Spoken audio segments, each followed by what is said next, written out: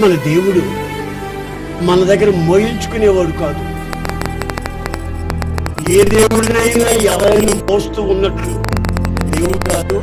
దేవుళ్ళు అనబడే వాళ్ళని ఎవరైనా మోస్తున్నట్టుగా కనబడితే వాళ్ళని దేవుడు అనుకోవటం భ్రమ. ఎందుకంటే చలనము లేదు, జీవము లేదు. రాతి విగ్రహాలు, పోత విగ్రహాలు. వాటికి దండం పెట్టి పాలతో కడిగిన, గంగలో నీళ్లు తీసుకుని స్నానాలు చేసిన అవేమీ పవిత్రపరచబడవు.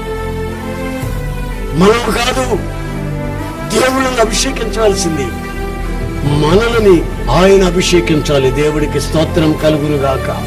హల్లెలూయా. మనం మానవ మాత్రులం.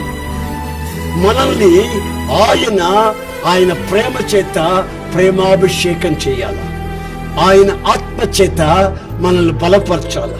ఆయన కనికరపు ఆ యొక్క అభిషేకం చేత ఆయనలో మనం లీనమైపోవాలి. ఆయన మనల్ని అభిషేకించాలి గాని మనం కాదు దేవుళ్ళని అభిషేకించేది. అంత తెలివి తక్కువ భ్రమ.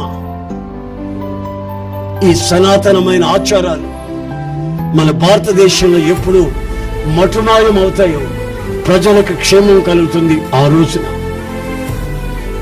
ఎంత ప్రయాసపడినా, ప్రభుత్వాలన్నీ తల్లక్రిందులైనా ఒకటి మాత్రం నిజం, మనుషునికి నెమ్మది, విశ్రాంతి కలగాలనుకుంటే దేవుని సన్నిధిలో నుంచి ఒక అభిషేకం మన మధ్యకు దిగాలి.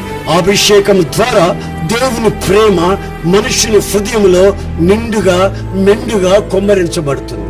అప్పుడు మనిషిగా మారుతాడు, మానవత్వాన్ని ప్రదర్శిస్తాడు. గనుక దేవుని అభిషేకం